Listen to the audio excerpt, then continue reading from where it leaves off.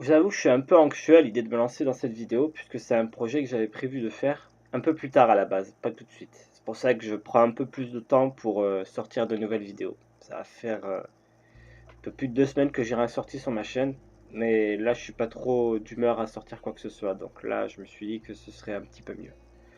Mais surtout que mon vécu récent m'offre une trop belle opportunité de me lancer et je me dois juste de l'accepter, d'y aller. Je peux pas refuser. Cette vidéo sera donc la première d'une série de 4 autres vidéos, dont les autres arriveront au fur et à mesure. Je ne sais pas du tout quand est-ce que ce sera, je ne sais pas si ce sera les suivantes, je verrai en fonction de mon ressenti. Sur cette chaîne, je ne veux pas m'imposer de règles ou de limites, juste faire au feeling et en fonction de ce que je ressens de manière personnelle et de ce que je vis également. C'est plus ou moins ma méthode de fonctionnement. Bref, après cette introduction assez laborieuse, entrons dans le vif du sujet. Comme vous l'aurez compris grâce au titre, aujourd'hui nous allons aborder le sujet de l'eau dans l'optique ésotérique, mais aussi et surtout de ce que cet élément m'évoque et son rôle à jouer auprès des autres. Car oui, à mes yeux, et je pense que c'est le cas pour beaucoup d'autres personnes, chaque élément dépend intimement des autres. C'est comme un cercle où beaucoup de personnes seraient en train de se tenir la main. Si une seule de ces personnes lâche, le cercle est brisé et l'harmonie également, tout simplement. Sans cette fameuse personne qui manque, il n'y a plus d'harmonie puisqu'il n'y a plus de cercle, tout simplement. Après, évidemment, ils peuvent se reformer, mais ce ne sera plus la même chose. Il manquera quelque chose, il y aura un manque. Voilà.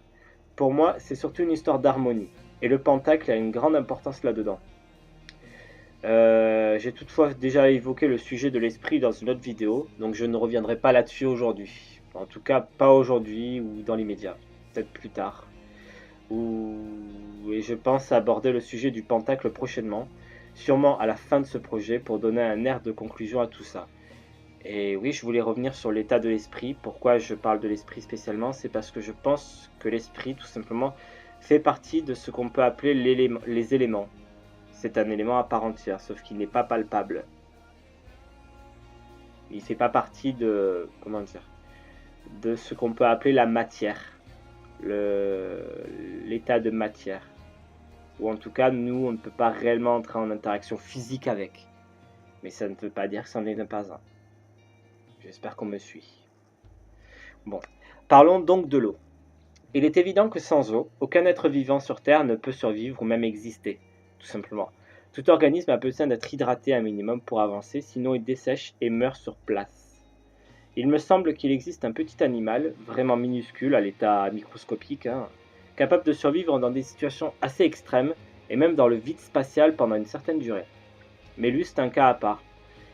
Si je retrouve le nom de cet animal, je le mettrai sûrement en annotation parce que je le trouve vraiment fascinant. Ou si même vous savez de quoi je parle, n'hésitez pas à le mettre en commentaire. Mais bref, vous avez compris l'idée de l'eau. C'est un élément liquide grâce auquel la vie est possible et même prospère. Sans l'eau sur cette planète, les végétaux, l'herbe sur laquelle on marche, les animaux et l'humanité, rien de tout ça ne pourrait exister. Si l'élément du feu se déclenche et ravage des terres ou autres, elle est un formidable atout pour adoucir les mœurs passionnées de son élément embrasé. Elle régule, mais détient elle aussi un fort pouvoir destructeur. N'oublions pas que l'eau constitue 71% de la planète, de la surface planétaire, de la Terre. C'est donc vraiment loin d'être négligeable à ce niveau-là. L'eau possède également un pouvoir régulateur sur le vent.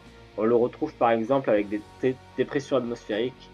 Je ne rentrerai pas plus dans les détails, je ne suis absolument pas météorologue, mais vous avez plus ou moins compris l'idée que je voulais transmettre.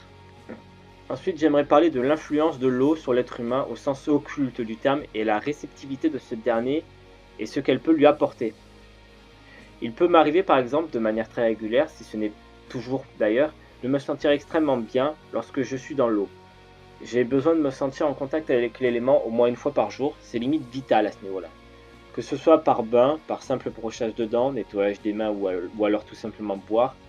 Oui, on va me dire que boire n'est pas une question d'occultisme mais de survie, mais il y a tout de même une dimension bienfaisante pour l'esprit et le corps. Si tu te sens bien dans ton corps, alors ton esprit aura envie d'y rester. C'est tout simple. L'eau possède un pouvoir apaisant en plus d'être un excellent conducteur énergétique. Elle ne reste jamais au même endroit, donc ce qu'elle transporte également. Quand on dépose quelque chose dans l'eau, on a très peu de chances, à mon avis, de le retrouver plus tard. Elle est fugace, libre d'aller où elle souhaite et pourtant elle a besoin de la terre pour rester compacte. Si l'eau se retrouvait dans l'espace par exemple, elle se disperserait à cause de l'entropie. L'entropie en gros c'est... comment dire? C'est la force qui veut que les choses se dispersent. Alors que... comment dire? Alors que la gravité au contraire les rapproche. Bon, après c'est des termes scientifiques. Mais l'eau a beau être un élément calme, quand on ne vient pas le perturber, si on vient lui chercher des ennuis, elle se transforme en véritable ouragan destructeur. L'eau est capable de détruire des vies, des continents, des villes entières, des mondes tout entiers. À mon sens, l'eau est l'élément le plus puissant de tous et justement à cause de ce calme qui véhicule et laisse entendre.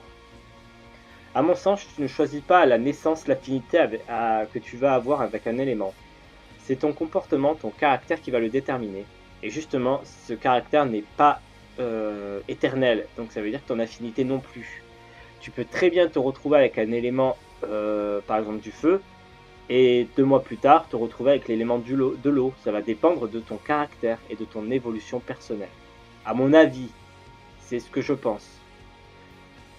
Par exemple, dans le cas d'aujourd'hui, l'eau, la personne va être une personne plutôt calme, posée, et qui va prendre son temps pour expliquer les choses.